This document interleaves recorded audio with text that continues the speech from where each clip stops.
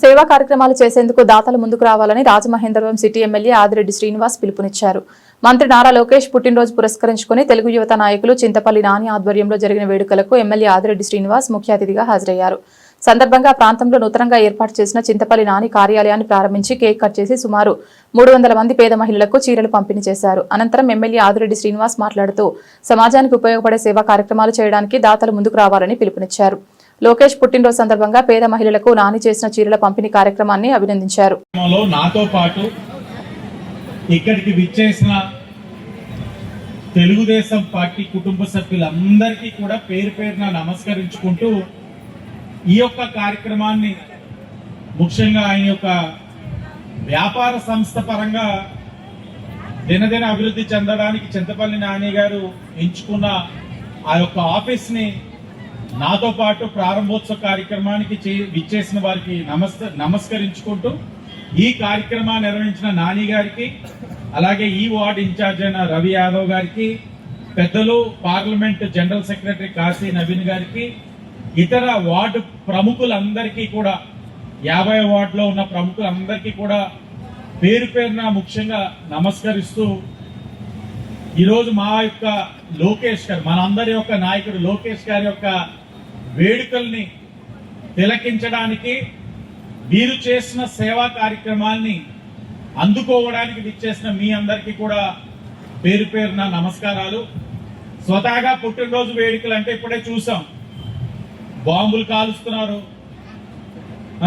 పొద్దున్నుంచి ఒకవేళ ఒక వ్యక్తే పుట్టినరోజు అయితే అనుకుందాం, రవి గారిదో లేకపోతే నాని గారిదో పుట్టినరోజు అనుకోండి, ఈ జంక్షన్ లో ఒక అరగంట సేపు ఆపేస్తారు, బాంబులు కాలుస్తారు, ఫ్లెక్స్లు కడతారా. దావోస్ అని ఒక నగరంలో ఉన్నారు, యూరప్ కంట్రీలో ఉన్నాడు ఆయన. ఎందుకు ఉన్నాడో తెలుసా?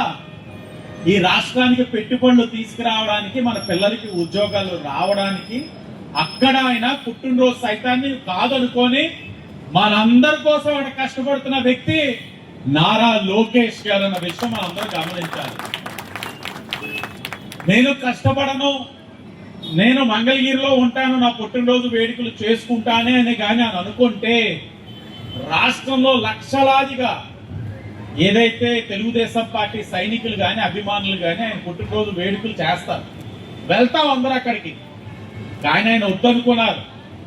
నాకు అది కాదు ముఖ్యం, రాష్ట్ర ప్రయోజనాలు ముఖ్యం, రాష్ట్ర భవిష్యత్తు ముఖ్యం, రాష్ట్రంలో ఉన్న యువతకు ఉద్యోగాలు కల్పించడం ముఖ్యమని ఈరోజు పెట్టుబడుల కోసం వేటాడుతున్నాడు అక్కడ ఆయన. గతంలో వైసీపీ పార్టీ ఉండేది, ఆ పార్టీలో ఐటీ శాఖ మంత్రి ఎవడో నాకు తెలియదు, కోడిగుడ్డు మంత్రి అని ఒక పేరు ఉండేది. ఆయన ఐటీ మంత్రో కాదో నాకైతే తెలియదు. అతన్ని ఇలాంటి ఒక మీటింగ్కి నువ్వు ఎందుకు వెళ్ళలేదు యూరోప్ కి, డేవోస్ కి అని అడిగితే, ఎముకలు కొరికే చలి ఉంటది, ఆ చలిలో ఒక్కోసారి స్నానం కూడా చేయలేం, అందుకే వెళ్ళలేదని చెప్పాడు ఆ వైసీపీ మంత్రి, అప్పుడున్న మంత్రి. మరి అదే చలి ఇప్పుడు కూడా ఉంది, అదే ఇబ్బందులు ఇప్పుడు కూడా ఉన్నాయి. మరి మంత్రి లోకేష్ గారు వెళ్ళగలిగింది వైసీపీలో ఉన్నప్పుడు ఎందుకు వెళ్ళలేదు? అది చిత్తశుద్ధి, కూటమి ప్రభుత్వం ఒక విధానం. ఇవన్నీ మీరు తెలుసుకోవాలనే చెప్పాను. లోకేష్ గారి పుట్టినరోజు అని మీకు తెలుసు, కేక్ కట్ చేసేసాం, సరదాగా కానుకలు ఇస్తా ఉన్నారు, స్వీకరిస్తారు. ఇది కాదు. ఇలాంటి సమయంలో ఆయన పుట్టినరోజు వేడుకల్లో ఈ రాష్ట్రంలో ఉండకుండా, కుటుంబంతో ఉండకుండా, అతను కొడుకుతోటి ఉండకుండా, మన పిల్లల కోసం, మన శ్రేయస్సు కోసం, తెలుగు జాతి కోసం దూర ప్రాంతమైన యూరోప్ లోని కష్టపడుతున్నాడంటే నాయకుడు అన్నవాడు అలా ఉండాలి, నాయక లక్షణం అన్నది అది మీరు గమనించాలని ఇదంతా కూడా తెలియజేస్తా ఉన్నాం.